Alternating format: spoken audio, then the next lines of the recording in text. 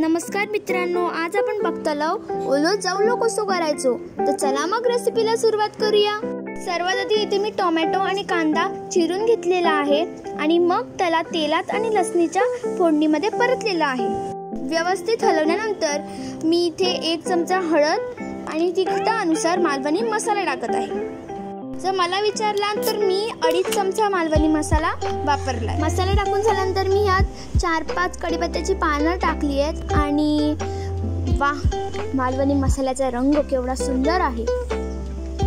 नीटपणे हलवून घेतल्यानंतर मी यात आपला मेन इन्ग्रेडियंट ओला जवला टाकते आणि ओला जवला टाकल्यानंतर व्यवस्थित तो मसाला आपल्याला पूर्ण जवल्याला लावून घ्यायचा आहे आणि त्याच्यानंतर कांद्याची पात टाकायची आहे। कांद्याची पात मी खूपच बारीक चिरली आहे, जसं की तुम्ही बघू शकता।